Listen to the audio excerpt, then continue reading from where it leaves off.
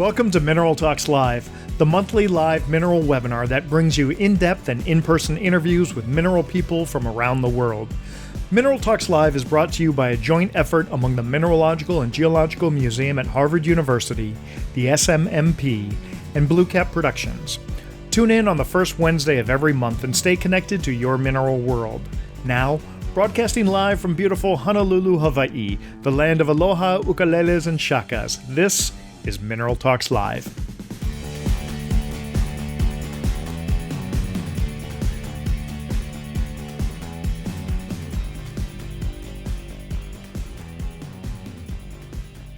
Hello and welcome to Mineral Talks Live, the #1 mineral talk show on the internet. I'm your host, Brian Swoboda, and on behalf of the entire Mineral Talks Live crew, we'd like to really welcome you to the show, and we're glad that you can tune in. As you may have seen, last month we did a show where I was still in Paris, and so this is second show in a row where we're doing Mineral Talks Live, where I'm actually not back at the home studio in Honolulu. And it's also the second show this year where I'm actually physically sitting next to the person that I'm interviewing. The first one that we normally do is in Tucson, where we do the live interviews on the couch in my studio there. And when I'm there, it's great because my two partners, Dr. Raquel Alonso Perez from the Mineralogical and Geological Museum at Harvard University, and Dr. Eloise Gaillou, who is the director and curator of the Paris School of Mines, and she also represents the Mineralogical SMMP, the Society of Mineralogy. Society of Mineral Museum Professionals. Sorry for the brain fart there. But that's when we're usually together. And that is always a great time. They're not with us today. Eloise is with me virtually. Raquel is on holiday right now. But the three of us, we make up the Mineral Talks Live team. And I always love to point out that I am only 1/3 of the team of a majority female-owned endeavor here in the mineral world. And I find that very important, and I like to always emphasize that. And so Mineral Talks Live, what we like to do is every month, the first Wednesday of every month, we get together, and we like to interview some of the best curatrix, curators, miners, researchers, collectors, field collectors, artists, really anybody involved in the mineral field. And so we love to do that every month, and we do it live. And if you happen to have missed any of those episodes, no worries. You can actually tune in if you follow the URL at the bottom of the screen here, and you get a list of all those episodes. Click any one of them, and you're able to watch the recorded interviews. Now, Mineral Talks Live is an interactive live program. So you, as the viewers, we encourage you to interact with us. And there are two ways that you can interact. One is through the chat, and both of these are available at the bottom of your Zoom window. One way to interact is through the chat feature. And that allows you to live chat to anybody watching the show. And you can exchange information, exchange thoughts, exchange questions. We do ask that when you first sign in, just fire off a hello so that we know where in the world you're coming from and we can understand who we're reaching. So that's the primary way of communication. But the secondary way of communication, which is actually kind of really fun, that comes in towards the end of the show, is the Q&A feature, which is at the bottom of the screen as well. And with that, you could type in any questions that you want to ask our guest. And at the end of the show, we're going to get to that Q&A section, and our guests can respond directly to your questions. Occasionally during the chat, there may be something that comes up that, in this case, either Eloise or Kevin may interrupt the interview so that they can ask us, and we'll respond to that immediately. But for the most part, if your questions can wait, then put it in the Q&A, and we'll get to that at the end of the show. Also, towards the end of the program, you're going to see a little window pop up on your screen, and that's our Quick Fire 5 segment of our program. And the Quick Fire 5 is 5 questions. Buzz doesn't even know about this right now, but there are 5 questions that I'm going to ask Buzz. Each question has 2 answers, okay?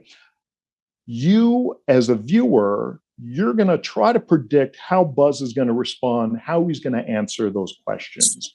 All of Buzz's answers are correct.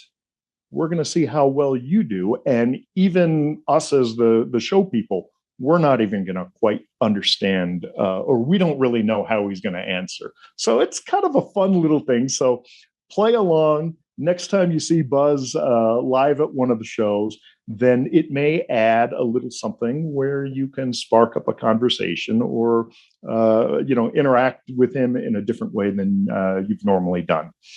So with that, Bernadine, you missed your cue. Yeah. So with that, we're going to get to today's guest. Today's guest is Elvis Buzz Gray, who is, his name is synonymous when it comes to Benitoite and just so many other things. And so he is, Bernadine's sticking her tongue out at me right now. So this man has done so much field collecting. And again, when it comes to Benitoite, which is the California State Gemstone, this man has probably done more than anyone else. He is the 2024 recipient of the American Mineral Heritage Award. And that award is the first award ever sponsored by the Mineralogical Record.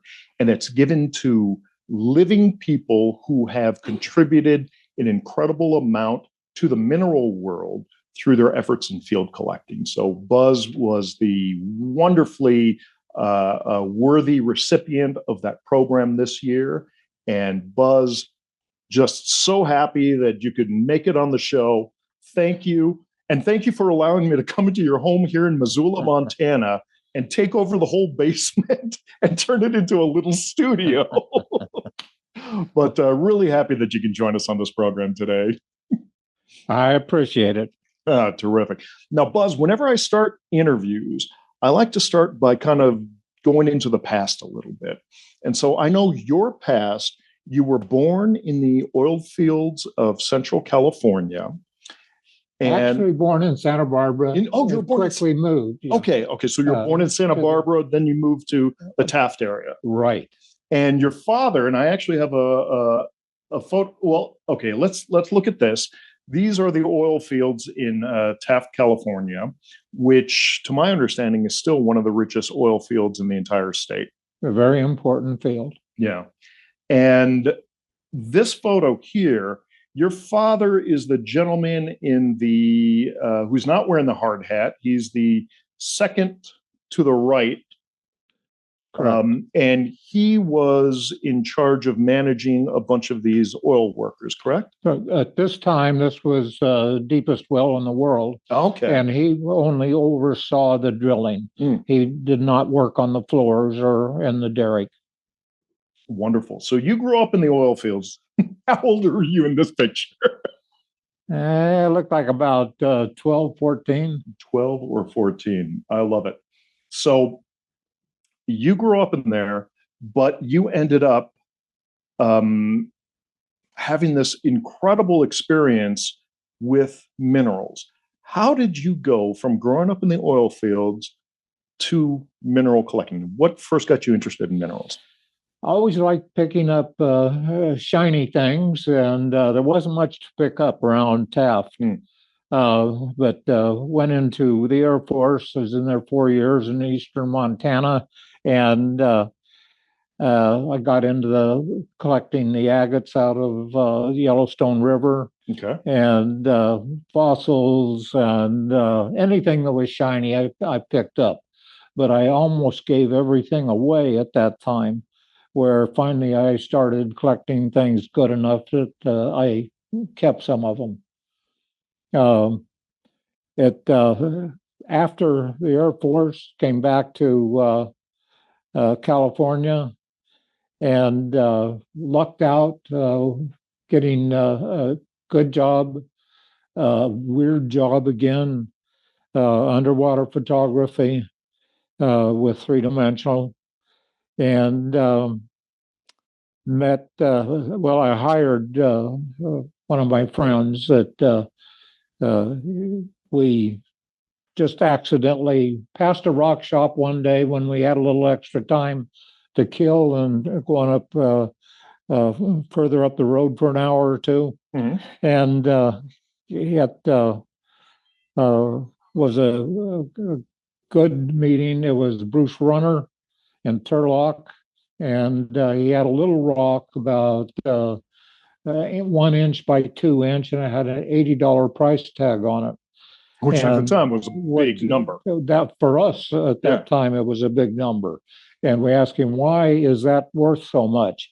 And he explained, very patient with us, because we weren't even decent rock hounds at the time, but we were trying for gold in the Sierras. Now, when you say we, you're talking about Bill. you and your buddy Bill Forrest, Bill right? Forrest, right? And now this is Bill Forrest on the left here in the straw hat. Correct. And Bill ended up becoming not only an employee but a very, very dear friend, and he joined you on many of your mining adventures. Right. We owned the Colorado quartz, and Bill was a partner in that.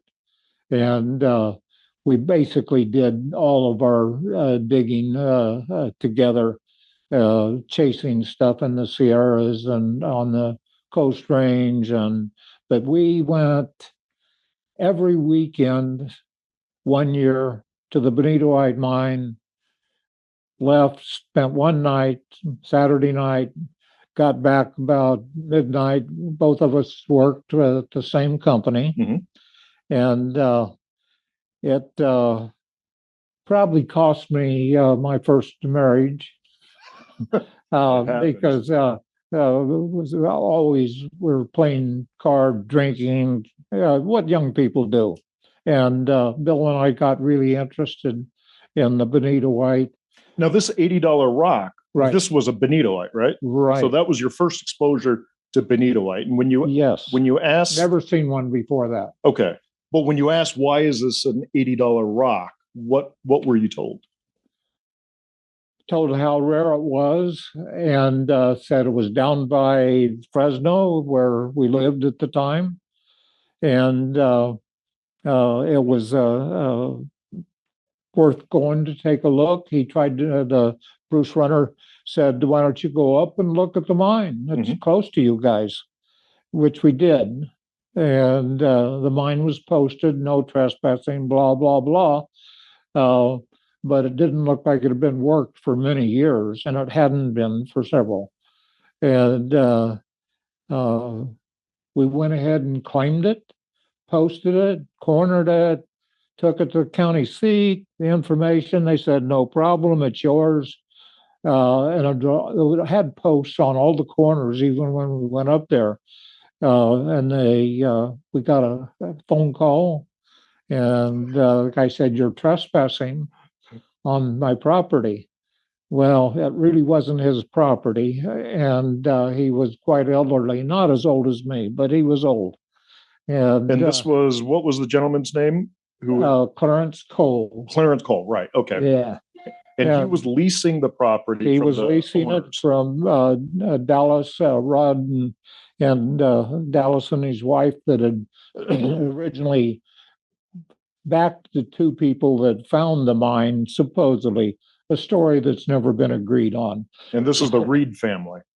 This is the Reed family, Right. yeah. And Dallas. they lived in Chevy Chase, went back to see them a few times. They were real good, and Cole hadn't worked the mine. He had 5-year leases, and he was on his third one. And what in the heck did Cole do? He was in the middle of his third lease, and it was just a perfect timing for us, not for him. He died within the year. We called up Reed's and asked if we could lease the mine, and they said, I don't see why not, because they lived back there, and they were not ever going to come back to California. They were getting up in years at that time. Right. And so it ended up that sent it in the mail. They only wanted like 25% of whatever you sold. They never asked to see a sales receipt or any information on the mine. a total trust deal. They had it with Cole. They had it with us, with Bill and I. Everything was sealed with a handshake back then. It was a handshake. Yeah. That's all it amounted to.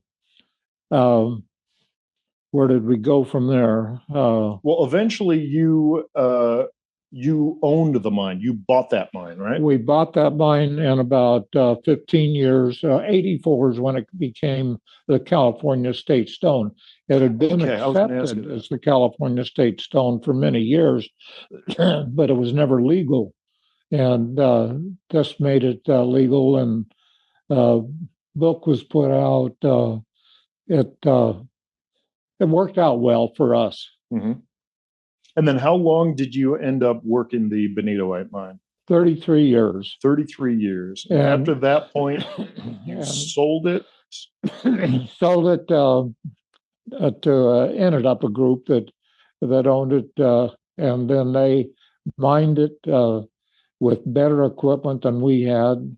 And was this the group that was led by Brian Lees? Yes. Okay, all right. So that's when the Brian Lees era happened Right. at the end of your time.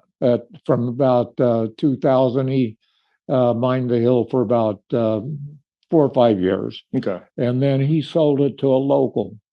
And the local opened it up, but meantime, the county, the state said no more mining up there.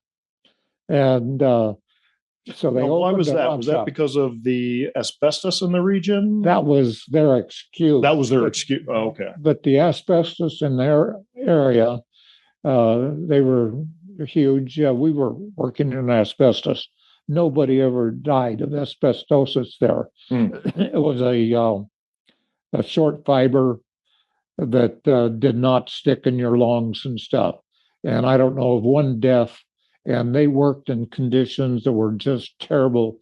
In a room, even of this size, it would be hard to recognize somebody across the room at times. Their It was that workers, thick with asbestos dust. asbestos dust. So Bagged it was the everything there. processed asbestos that became carcinogenic. The dangers, right? Oh, okay. I didn't know that. Yeah, and but the short fiber, Mhm. almost like it's same as dust, and there's a long fiber that sticks in your lungs and stuff, and that's the one Okay. that'll kill you. Oh, I see. I see. Okay. Yeah, so big difference. Okay. Good. Good. And the government didn't let them off of it, and so they ended up. Union Carbide was a huge miner of it. There were several asbestos properties up there. KCAC was King City Asbestos Company. Mhm. They all closed down. The government shut everything down. Now, And it's still not speculate- well up there. Yeah. Speculate. Why do you think they shut that down? I mean, that's the only known location for benitoite, correct? Benitoite happened to be right in the middle of the huge, for like 10 miles around, asbestos pod. Okay. All right. And so That's they what- shut it down. At because this they point, didn't but it want was the state association. gemstone, right? No, Oh. 84, that was before the gemstone. Okay. Okay. All right. And nobody ever came up there. The government, county, state, finally, the last few years that we worked, which was say from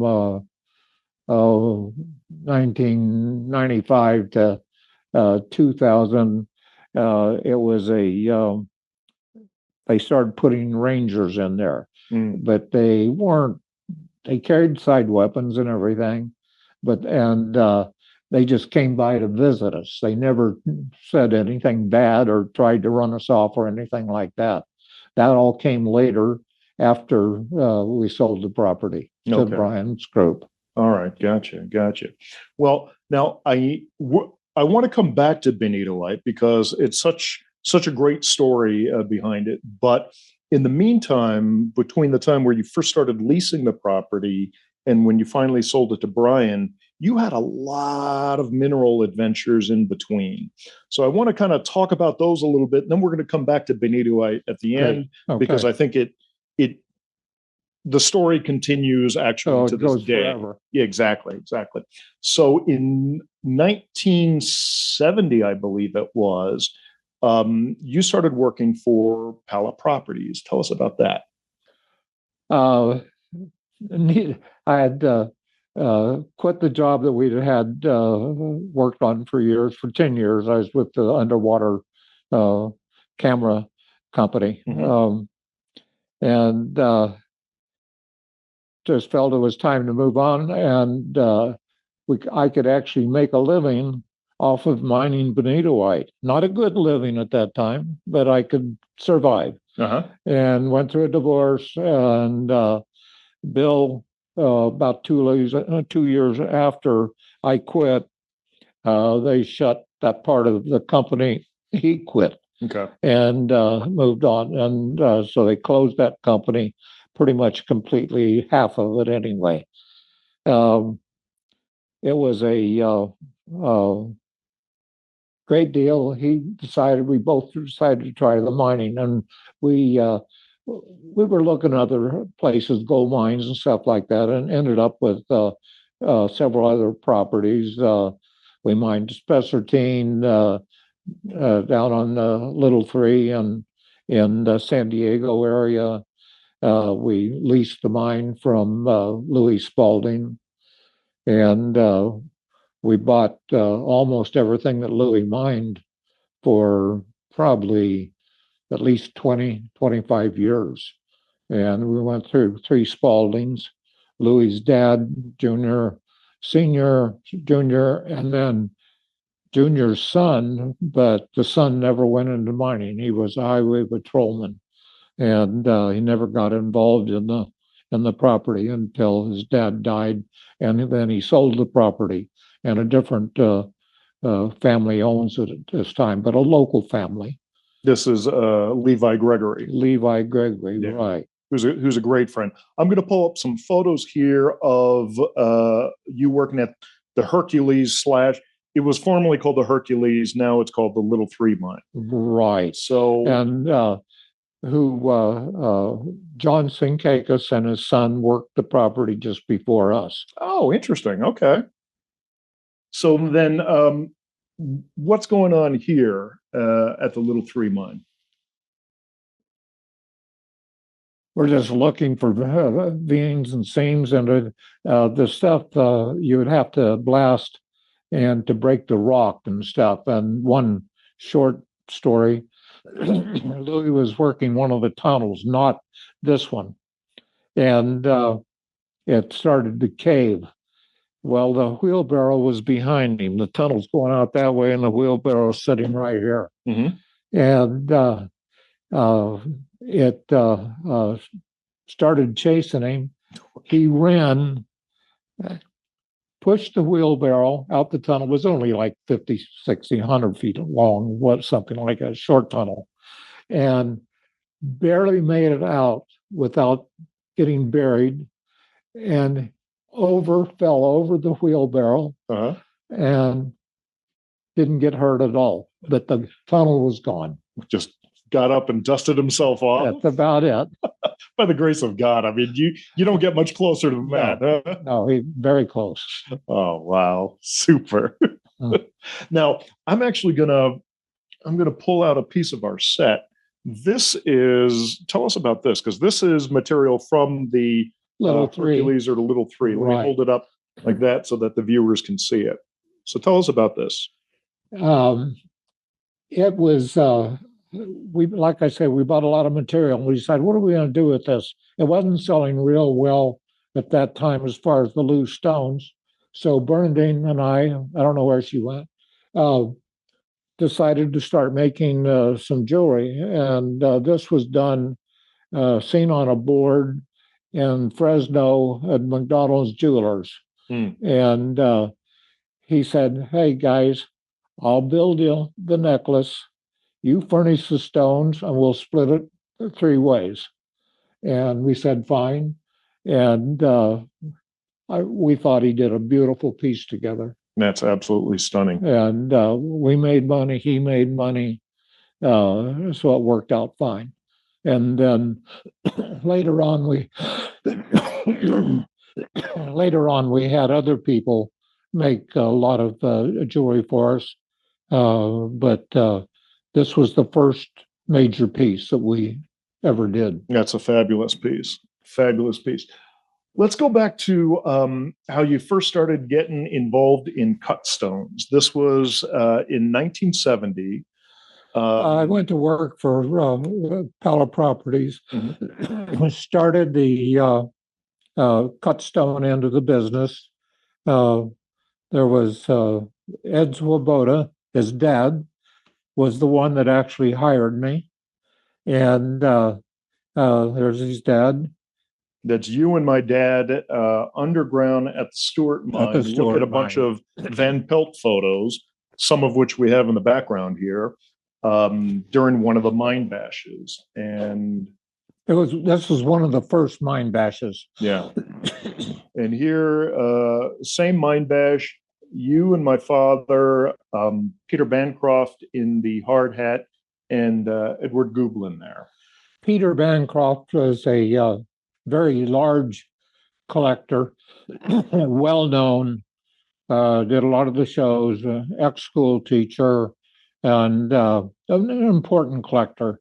And I think Dave Wilbur ended up buying his collection, and That's I correct. can't remember exactly, but I think it was around 600,000. 52 pieces from the collection, including the Bancroft rhodochrosite.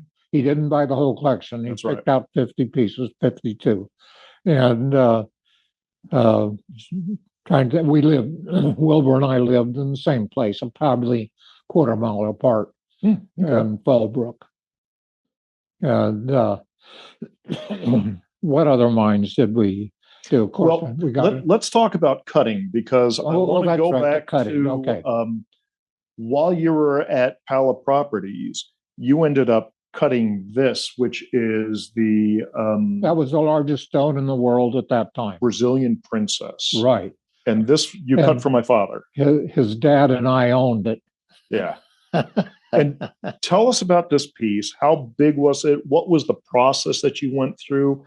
It's an incredible story. It's a quick. God damn it.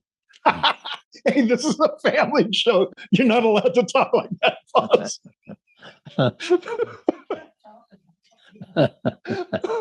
This was a piece that Ed had had for years, didn't really know what to do with it. He liked big stones. And he brought it back from Brazil.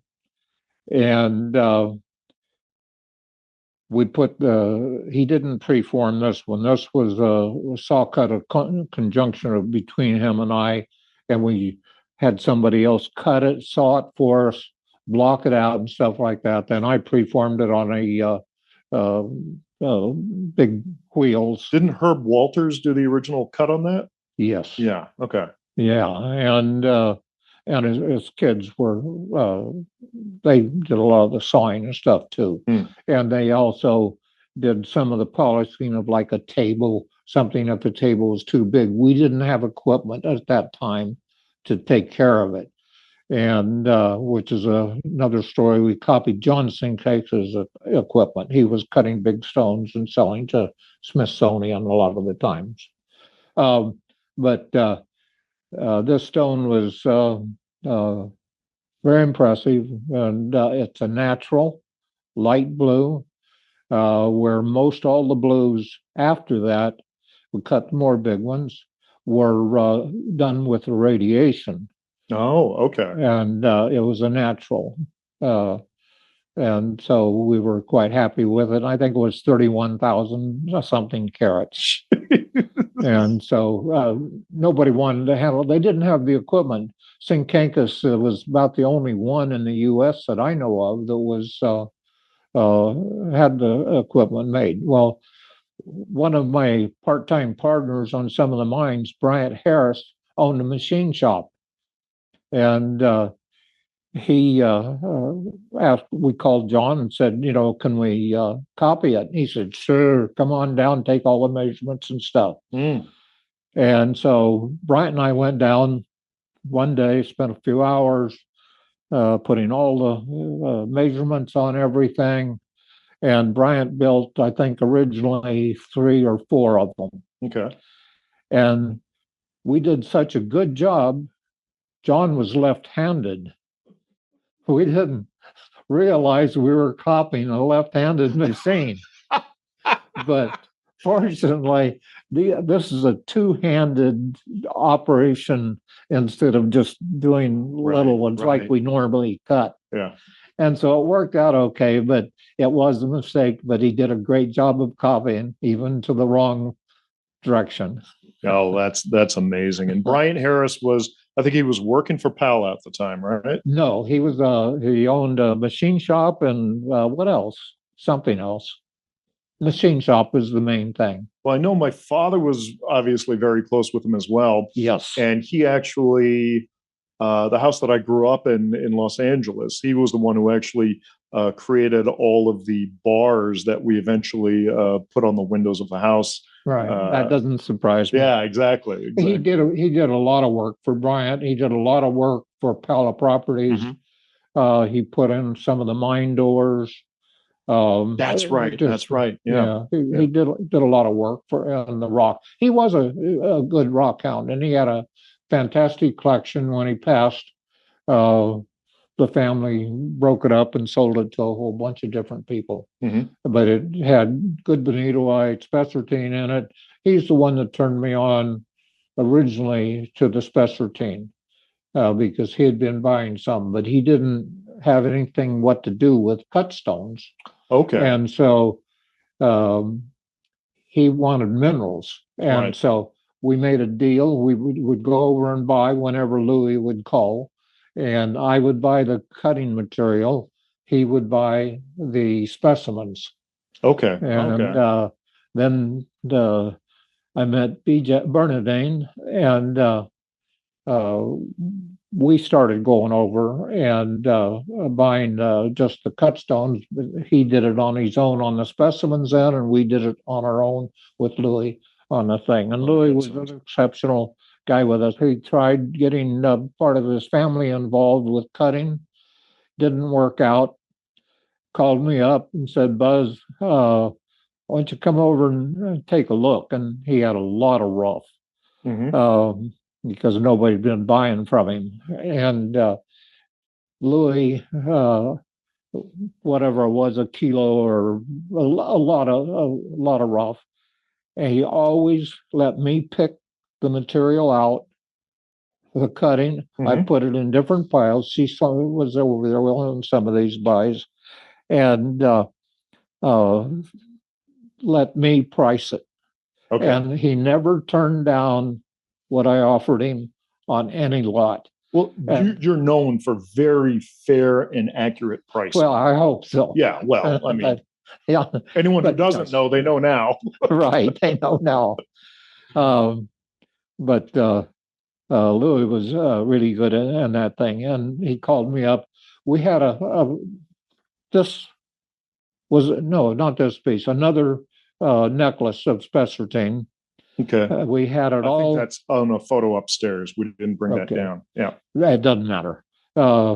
It's not that important. But anyway, a very nice piece. And where was I? On the other necklace that he had. Right.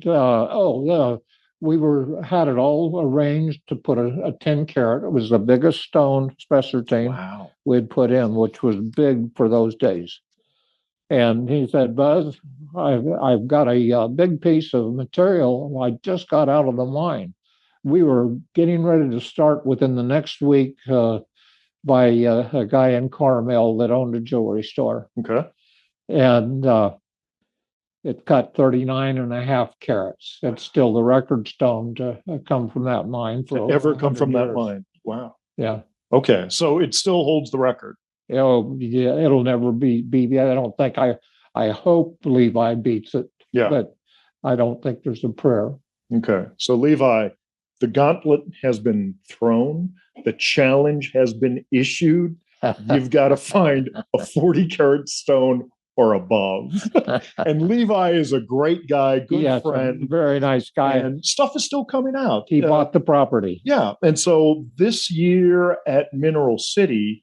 Patrick Arkfeld had a bunch of the little 3 stuff that Levi had brought out. So Next year, if anyone wants to see some of the stuff from the still existing Little 3 mine / Hercules mine, you know where to find it now. Yeah. Yep. And he's a very nice person. Super nice. And he's very enthused with the mining. And he lives close to the mine, just like Louis had about a 3 or 4 mile drive to get to it. And Levi, I think he has even less.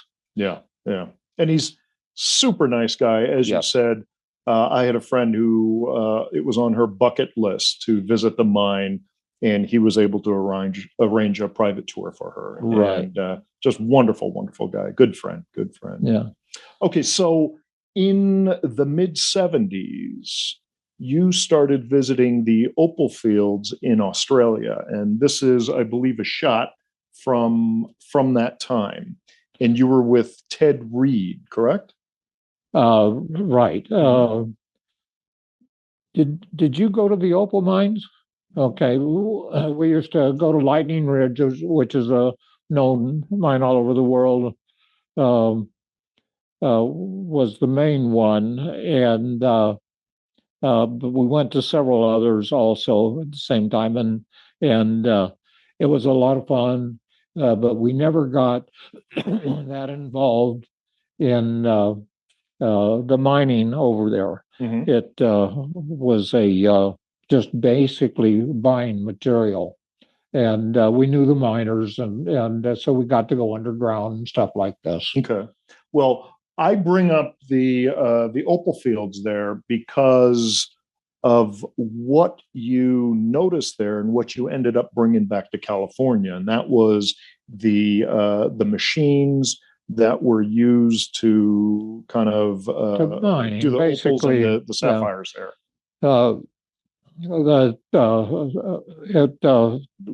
We saw it over there, and Ted Reed had the biggest setup in Beryl. He was the biggest sapphire miner in the Beryl area, and he said, "Sure, copy anything you want." Which we looked at it, and then we got back, and again, Bryant Harris helped out. But this time, Brian asked, "Is this built for left-hand use, or is this right?" No, there's anybody could use on anything, but it consists of regular mining equipment, a separating equipment that sizes it from big rock, where it goes one direction, next size rock goes one direction. Finally, it ends up in a 2 or 3 millimeter square screen holes that the smallest that you want to keep, and let all the dirt and everything else go through. And so it's just a separating equipment. Okay. But it's heavy equipment. It takes a caterpillar to typically load it into the hopper, and then the screens, and then the jig, which is a shaking machine that takes all the little stuff out and separates it and lets it be picked out of the screen.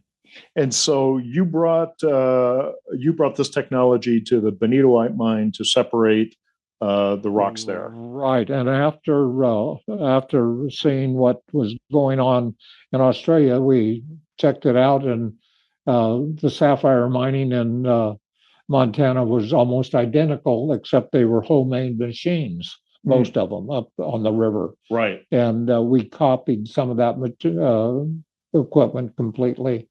And then we ended up having to buy a commercial screens because they worked so much better than trying to do it ourselves. Right. Okay, so at about the same time, you met a young lady named Bernadine, and here I've got an old Mine Bash photo of the two of you in the center there. And Bernadine's coming over to check out the photo right now. My son's on the right. That's Mike on the right. And who's that on the far left? Gil. That's Gil? Yeah. That's Bob Gill, Okay. yeah. All right. And he saved us many times. He bought a lot of benitoite from us, and most everything he bought, he eventually sold back and sold to other people. So his stuff is scattered all over, but he was a savior financially to us for many years. Okay. So this was an interesting story that I only learned last night when the three of us went out to dinner. And I asked you and Bernadine, how did you guys meet? And again, it was through Pala Property. Let's don't get too far into this. Okay. All right. This is the kind of thing that you got to find Buzz and Bernadine and talk to them individually about this. Okay. So Bernadine, you meet about, did you say it was like 75 or 76? You guys started Yeah, that was gem business. No, I basically started cutting practically the day after Bill Forrest and I got the Benitoite mine. Oh, okay. And so I learned on Benitoite. Gotcha. And then my son started cutting when he was about 10. Wow. And he's still in it, and I consider him a better cutter as far as accuracy than me. Mm-hmm. But I consider your dad the best preformer, and I'm probably the second best preformer. That's from the rough state, just a rock laying there, of where to make the saw cuts, where to grind it, shape it, and everything. And so a little bit chicken in some ways, but I typically, any of the big stones that were cut or very expensive stones, I did the cutting. Okay. While we're on the subject, let's talk about a big stone. This is the cover of Gems and Gemology. This is fall 1997. And tell us about this guy right there. This is a 15 carat 0.42 stone, the largest stone ever come out. Smithsonian had like a 720 or a 7.30 stone that came out in 07. And it was bought eventually, I think, by Morgan, the jeweler. And I was trying to think of where I was going. Oh, we tried, and we ended up getting a 570 or something like that got stolen in Switzerland on shipping. That was one that you were shipping to Gublin. To Gublin, right? The whole necklace and stuff, and was stolen by a guard that worked the area at night, and he stayed inside locked doors, but he sat there all night taking our box apart, and he ended up selling the whole piece. Then we got all the little stones in the necklace back, minus the big stone and some of the diamonds. And that was a 6 point something stone, right? 6 point. That was I think it was more than 6 carats. Just there, but it was not as big as Smithsonian's. Okay. It was less than a carat difference, but we still hadn't beat them, and we'd been mining for a number of years. And so 15.42 carats, where these days 3 or 4 carat is remarkable. Huge, yes. This is monstrous. Right. And this Bill, Bob, and myself all claim that we found it. You guys don't remember I found it. Bill ran the cat. So he loaded it. He went up to the mine, took the scoop and a loader bucket, brought it down, put it on the hopper, and sent the material through the screen. So Bob claims he found it because he's the one that ran the screen and put it into the bottom. I say I found it because I was running what was coming out of the screen that day, and I picked it out. I found it. Bernadine saying, I found it. All three of us claim we found the stone, but it was obviously big, and it was just a piece of a crystal. So the crystal was huge. It was a big chunk of rough. Wow. and what it came off of, but it was in the dump. It was not in the mine per se at all. It was in the And dump. it was in the dump, my just God. like nature took away a lot of the stuff over the millions of years. And other than that, the company that originally, not coal, but Dallas, the company they put together that lasted from 07 to 13. What the heck did they do? That stone came out in that time frame, Okay. and they were offered a big amount of money in like 08, 10, whatever the case may be. By Morgan came out. What in the hell's Morgan's first name? JP, Huh? JP Morgan. JP Morgan, Morgan, yeah, the right. jewelry store, and he was a big buyer of cut stones, and he was a big collector. He was a big donator to Smithsonian.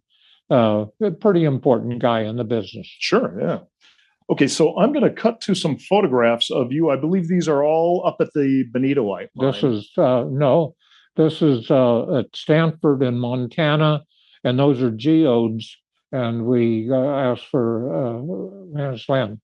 This Bernadine, you can look if you want. She was there too. Okay. I don't know if there's a picture of her. All right. So that's not at the Benitoite mine. No, Okay. that one is not. For some reason, I thought it was. So let's cut to this one. I think this is. That's the Benitoite mine. There was a redwood cabin that was falling over when we bought the property. Being Cole hadn't worked it for about 3 or 4 years, and they brought this in basically 07 or 08. Not this one. This was we had a fire that went through, burned everything. There were other buildings that we have pictures of and stuff. This was put up by a couple of friends of Bill's in 80%, 90% of it in one day. Wow. Okay. It's not much of a cabin. Cement floor was put down 1 week.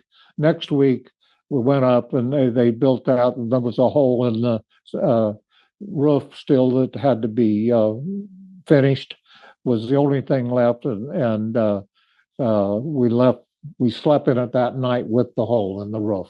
Yeah, but I mean, this cabin is still a hell of a lot better than the cabin that my Yes. dad and Bancroft used to sleep in when they God, went yeah. up to the Yeah, Benitoite mine.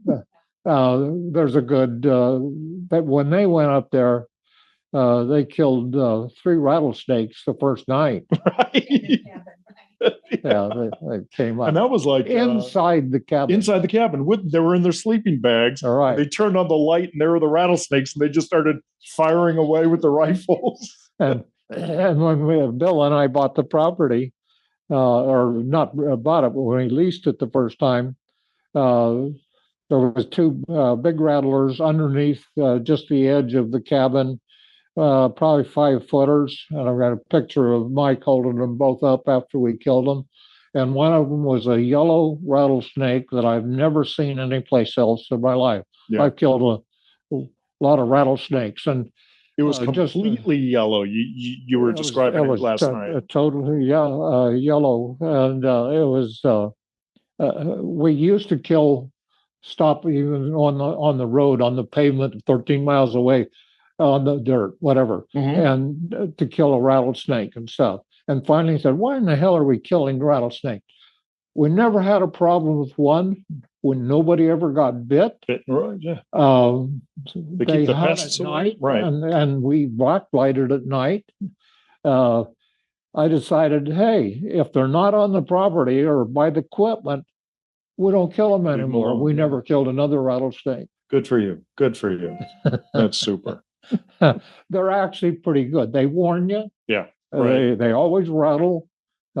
Gives you fair chance to walk away from them. That's right. They Yeah. give you some leeway. Absolutely. All right. I'm going to bring up another photo here from, I believe this is also from the Benitoite mine. In the meantime, I'm going to ask Kevin to go ahead and launch the poll. And so you can talk to us about this photograph while the poll gets launched here. Okay, this that piece produced the biggest, best benitoite to ever come out of the mine. It looks like nothing there. My son brought it down in the bucket, and they were in cooking. I was out washing it off. It's right next to the creek, and just to clean it up some. And then I got a hammer and chisel, and it looks like it might come off. Anyway, I popped it up, and then I didn't know what to do. It was just solid crystals. Oh my God. Underneath it that were covered with natrolite. And if I set it back down, I could break one of the big ones. So I yelled, but the cabin's only 100 feet away. And they came out, lifted it off. It was still heavy. And we sent that. It's the only one we gave to somebody else. I sent it to Brian Lee's to do the etching on it and sawing it up and doing the whole works. But it ended up to be the best piece, big piece to ever come out. It's in Beirut, I think now. Okay, it's in the MIM Museum then. Right. Yeah. That's my understanding. Oh, super. So it's the biggest single crystal? No, it was loaded with beautiful crystals, undamaged. Wow. In the center. It was a pocket that you couldn't see. Right. And so you had a natrolite. All this stuff has natrolite around it, filled in at a later time. The benitoite and the neptunite formed first, and all the rest of the minerals, the waukeanite and stuff. That was all covered with natrolite, and this hadn't been ever exposed to the natural weathering or anything. Amazing. Amazing. So it was a good piece. Absolutely. I don't think I ever saw it. I think Bill made a deal with Brian and he sold it. Okay. All right. Now, what about this picture? Is that you? No, that's not you. Yeah, I think it is. Is it? What do you're shuffling cards? It looks like I am, but I have to be separating materials. Okay. All right. What do you think, Beej? All right. We'll skip it. We'll go to. No. That's me. That is you. Okay. So this is what you're doing in the off hours inside the cabin up at. This is the inside of the cabin. That's how big it was. I mean, we had no conveniences. What are you talking about? No conveniences. Look at your stove there. That keeps you warm. You have insulation between the raft. You're fine. The stove has the feet welded onto it by Bill. He's a welder and stuff. Yeah, we got a piece of casing from one of the water wells and put the feet underneath the cement so nobody could come in and steal it. They stole everything. When we sold the property, there was probably at least 100 bullet holes from 22 to shotgun in the cabin. And we just figured that they figured a cabin must be dangerous, so it might chase them, and everybody shot the cabin. Well, you're not that old that you can't remember being young and just having a gun and wanting to shoot at things. So it wasn't us. That's what they did.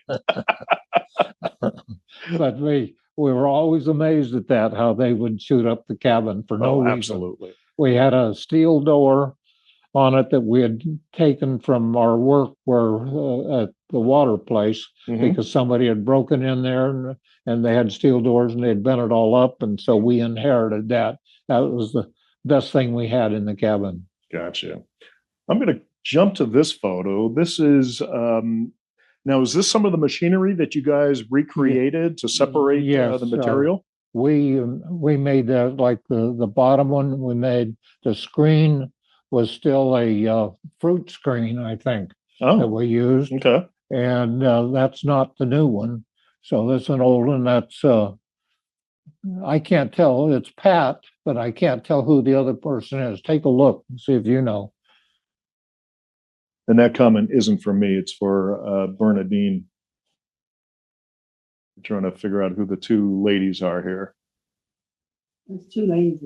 Am I there? I'm not sure. I can't recall her.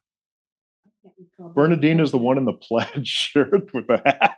Yeah, there I am. I don't know who that That's is. my son's wife on the left. Okay, I okay. was never up there at the same time she was. All right. So then it looked like there was a lot of weathering out that you would do with the hoses there. We used our first pump was a roller pump that a small, didn't produce much water. Mhm. But it's the only way we could get up the hill. A regular pump didn't have enough pressure to run it up a hill. We probably 100, 200 yards maybe Okay, with a 2 or 3 or 4 inch. So these are when we had the bigger ones. gotcha. These and I don't remember what we were washing at that time. Superb. Well, let's go to some of the products that came out of it.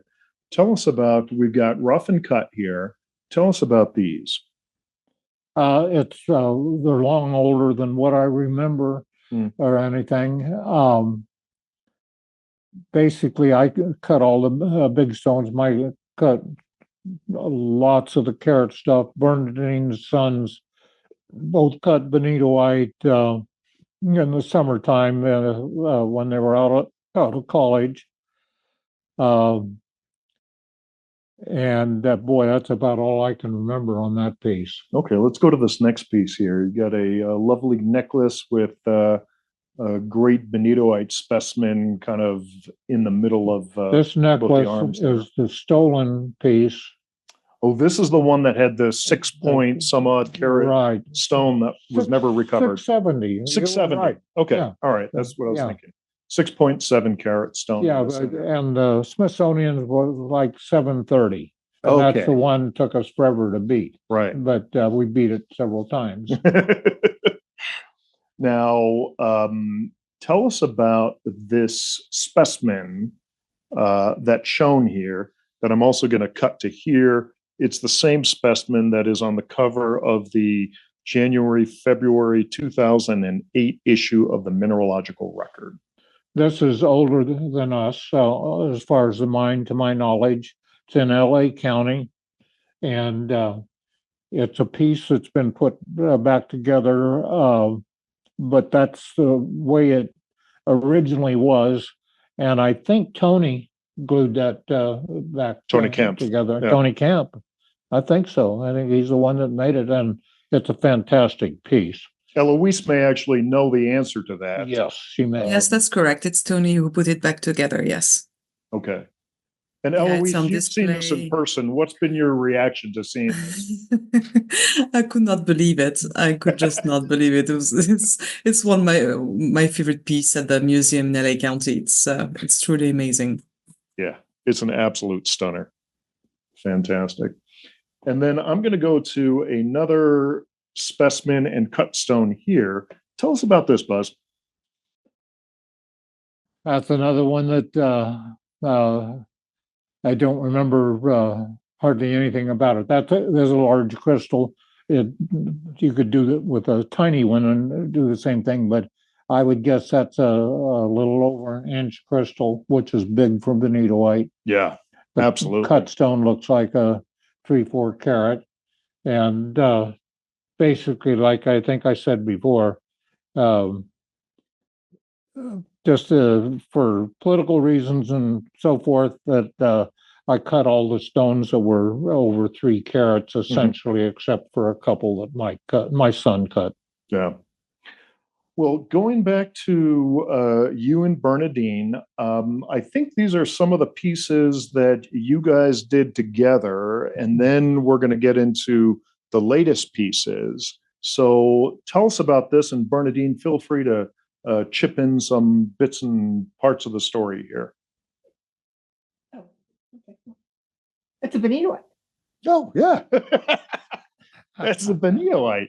Bunch of round cut benitoites in the upper part of the necklace. Yes. And it looks, I can't tell if that's a cut benitoite. It is. Okay. It's a beautiful. We call that a So it's a free form. Yeah. Yeah. Okay. And how large is that? That one is like $4.95. $4.95. My God. And it's set in that lovely disc with a diamond background, kind of the Right. pave background. Absolutely wonderful piece. When was this made? What would you say? It's been a while. About 2000. 2000. Okay. Yeah, I'd say that's very close. Okay. It's been, yeah. That's It superb. was made in Bangkok. Oh, And what Spinel. about this piece, huh? Spinel. These are spinel. Yeah. Okay. Yeah. That's not what I designed. All but of them that's are what from- turned out.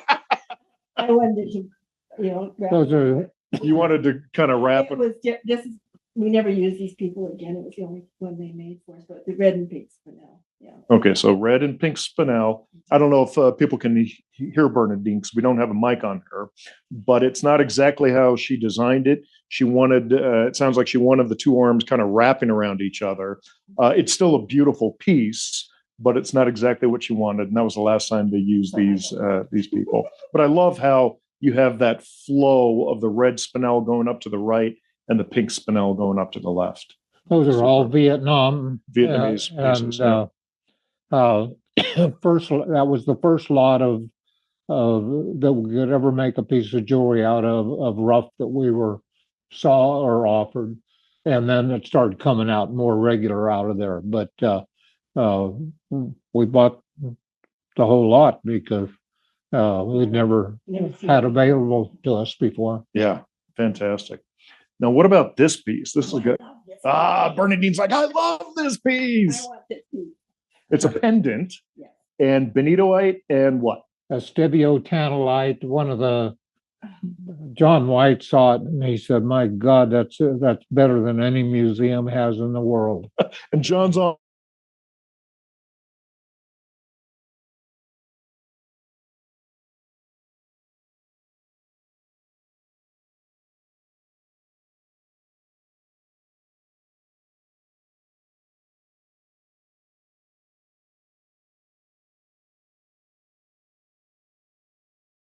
Hey guys, it looks like we lost the sound. Okay. Yes. Okay. Looks like they're maybe trying to log it back in. Brian, you have your mic off? Thank you. Are we back? All right. You're You're back, yes. back. All right. Super. Sorry about that. We have somewhat spotty internet here.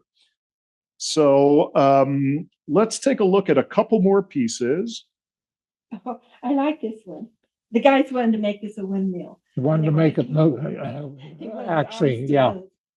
Oh my God. No, don't do that. Yeah, exactly. It's like, oh, that could be really bad. That's mother of pearl. Everybody loves this piece. Oh, this when is she wears it. She doesn't wear it anymore hardly. You still have this piece. Of course. Oh my God. I don't think I've ever worn it. I haven't, but I've never worn it. I haven't worn those. It's a never worn piece and it's absolutely fantastic. Isn't it beautiful? Yeah. It is. A lot of people have seen it though. Oh my goodness. Yeah, I can wear it if you want. Eloise, thank you for volunteering. I'll keep that in mind. Anytime, anytime. And I love this. This was all Buzz's idea. This was Buzz's idea. Buzz, tell us the catalyst, the inspiration behind this idea. I wanted to make a special piece. That's the second largest stone. It's like 23 carats or something like that. Not the 39, but came out of the same pocket. And this is the little 3 mine we're talking Little about. 3 Right. mine, right? And Covalite. And I don't know. I always have wit around that's Butte. Okay. And we made animals out of it. Used to be throwaway, and there was garages all over butte that had material that the miners had saved, and it's all gone now. And we've made pretty, two or three cats Okay. and stuff out of it. We had them carved in Edar. And so they're carved in Idar Oberstein, Germany. But this, I just had that stone ought to be special, Yeah. and it was. It's got on the backside. It's got a couple hundred little Nelly Spessartine, No. and Oh my God. yeah, it's my thinking was it was if you had a full crystal, you wouldn't have this cavity in there. But it's like 3/4 of a Spessartine crystal, and I just added the thing, and I did the base too. That is super. Gold Gold light. work. Well, where's this piece now? Just sold it to I think Zegras. Okay. Okay. All right. I don't know who it went to for sure. Right. He was acting as an agent. Right. Yeah. Oh, superb piece. Superb. I'm sorry that we can't see it live. Maybe eventually we'll see it in an exhibit or a museum or something. We'll keep our fingers crossed. We basically, I don't have a Spessartine left from Little Three. Right. We had a lot, and a group bought everything. Yeah, but I mean, look at what you've done with some of these. It's absolutely amazing. Well, I sold them because what good were they doing in a lockbox? Exactly. But I mean, you created incredible pieces of art. Yeah, they really liked it. Yeah. Yeah. Okay. So the final thing that I want to touch on, because I know we're a little bit over an hour. Time goes that fast. No, that was pretty quick, right? And there's so many more stories that this man has that we can't even begin to touch.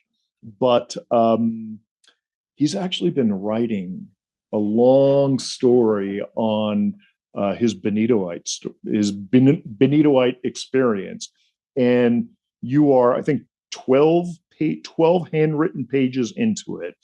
This guy writes real tiny. So typed pages, I'm going to say we're at about 30 pages. Yeah. So encourage him to continue that work because it's a story that needs to be told.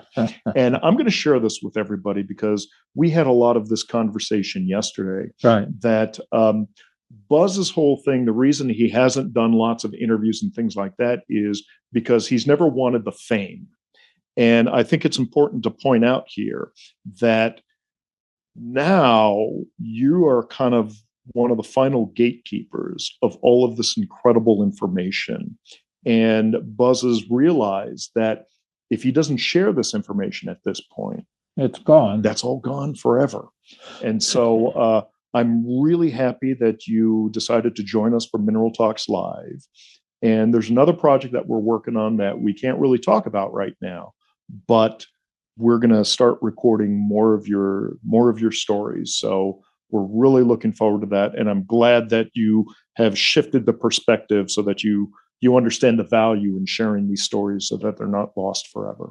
I certainly hope so. Yeah. Yeah. I can't last much longer. Well, I still think you're going to outlast most of us.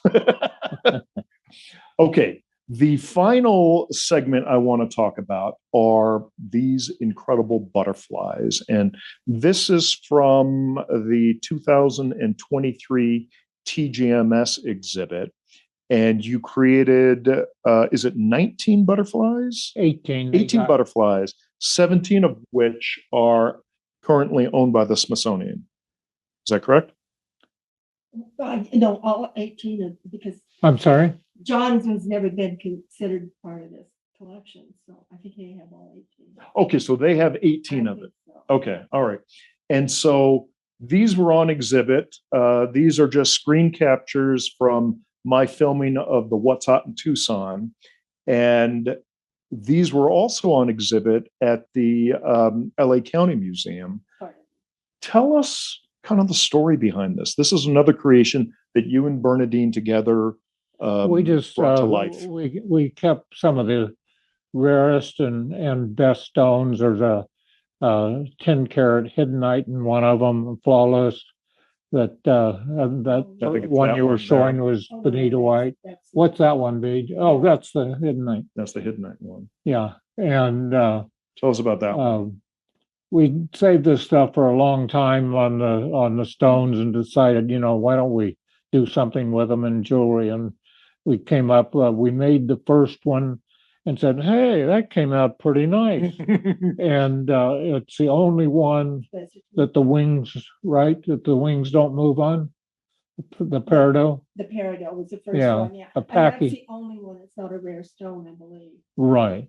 And so That one. most of them No, are, that's Fiend. Oh, that's Fiend. Yeah, and the wings move on all of these. No, I Yeah. didn't know The that. wings go- Yeah, the wings are all movable. Oh my And they God. can be worn as a pin or a pendant. That's tanzanites, all the different colors of tanzanite. natural tanzanite. Nothing's been heated. I'm sorry, I'm forgetting that people may not be able to hear Bernadine. These are all natural colored tanzanite on this butterfly. The one that I showed previous was Sphene, and all of the wings on these butterfly they move, and so it can be worn as a pin or as a pendant. The only one that doesn't move is the peridot, which And we I haven't don't even gotten know to if yet. it's on there. No, I don't think it is. I don't either. Yeah.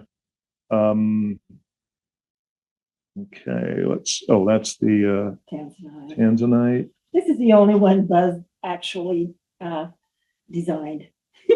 I'm sorry? This is the only one- you designed. She says, this is the only one you designed. And my reaction is, well, it's the only one that looks like a starfish.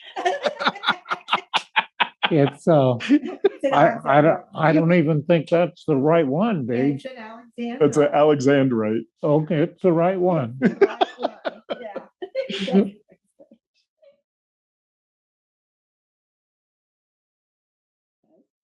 Okay, Buzz, tell us about this one.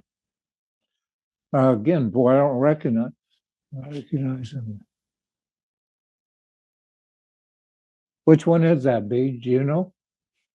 I think it's garnet, a type of garnet.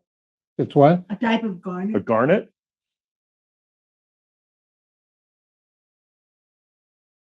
It's kind of hard for me to see. Yeah. I'd have to get my book out. That's okay. This one, I love this one. This is the Carnival of Tourmaline. And it's all Cuprian. Oh, really? These are all Couperin tourmalines? Yes. Right.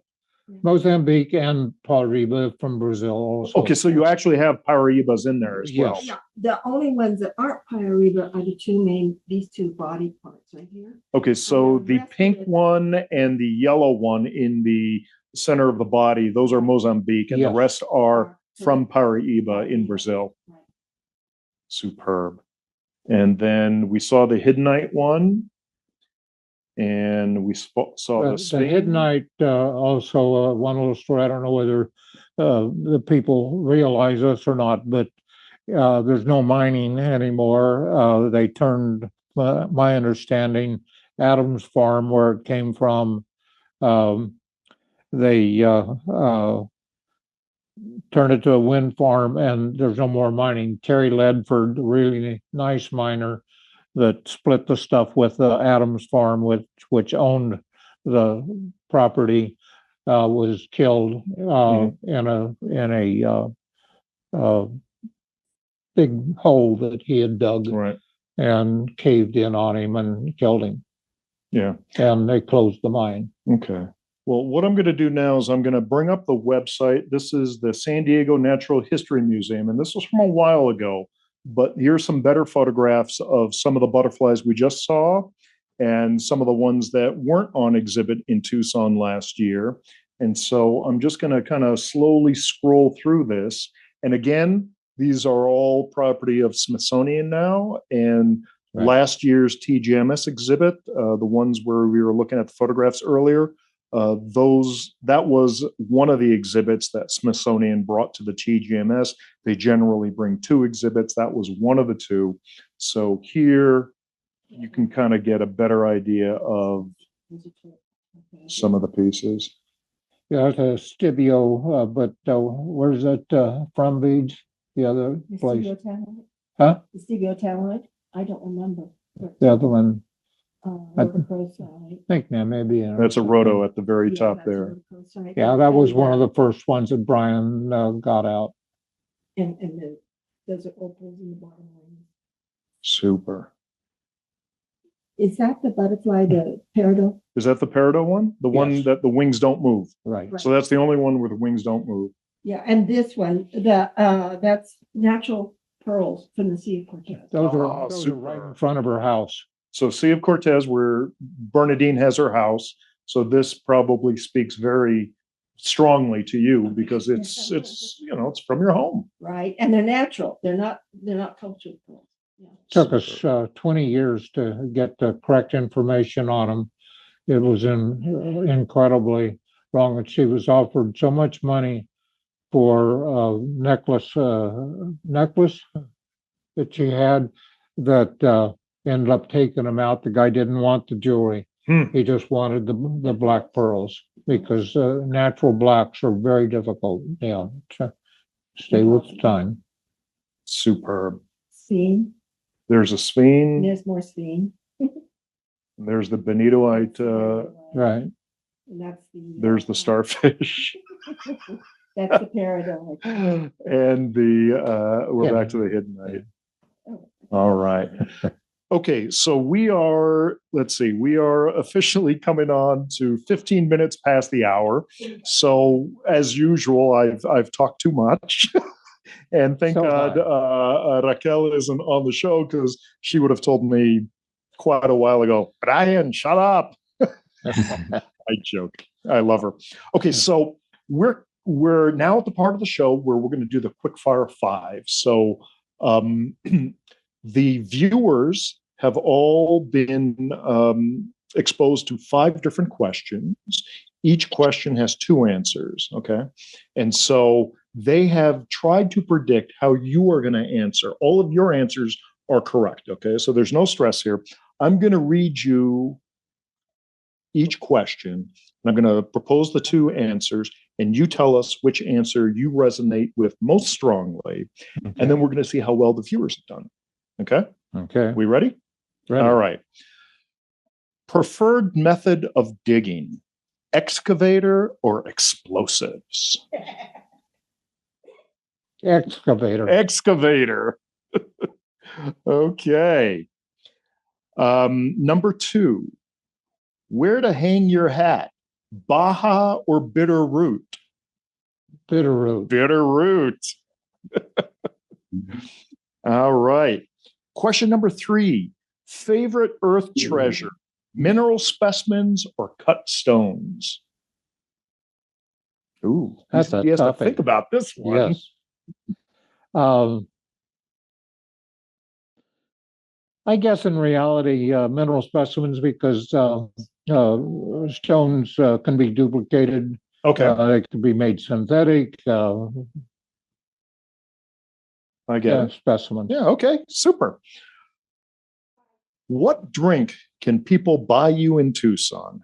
An IPA or a cup of Joe? Cup of Joe. Cup of Joe. And the final question, favorite icon, Elvis or Hank Williams?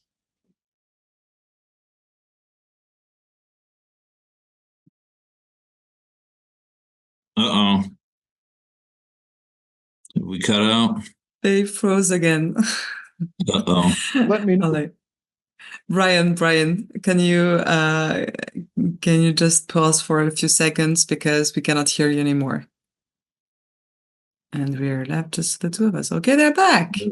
All right, Brian, you're back. We just waiting to hear the answer for the favorite icon, and you were saying Elvis or Hank Williams, and we didn't hear the answer. And Buzz went with Hank Williams. And I said to everybody, you know that his name is Elvis, correct? Right. So who's reading what the viewers have answered? Is it Kevin or is it Eloise? I would be happy to do it. Okay. So, yes, no, go ahead. I will read. I'll read the question again, and then I'll say which answer Buzz chose, and then you can tell us which answer the viewers chose. Sounds good. So, question number 1: preferred method of digging, excavator or explosives? Buzz chose excavator. What did our viewers say? The viewers are in tune. They went for excavator. Awesome. Okay. Question number 2, where to hang your hat, Baja or Bitterroot? Predictably, Buzz went for Bitterroot, which is where we Yes. are, the Bitterroot Valley. What did the viewers say?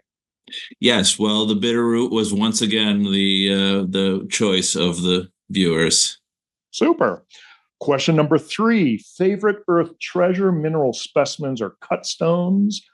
Very happy to report that Buzz went with mineral specimens. What did our viewers say? Viewers got a little tricked on this one. They saw all his cut stones. They slightly picked cut stones over mineral specimens. Okay. All right. Interesting. What drink to buy, Buzz, in Tucson, an IPA or a cup of Joe? Buzz went with cup of Joe because he doesn't drink. What did our viewers say? Doctor says no. Doctor says no more. Well, they did also guess cup of Joe. Oh, super. Okay. So that's 3 out of 5, 3 out of 4 they got so far. Final question. Favorite icon, Elvis or Hank Williams? I tried to trick everyone up by making the Elvis comments, but Buzz went for Hank Williams. What did our viewers say? They were not fooled. They picked Hank Williams.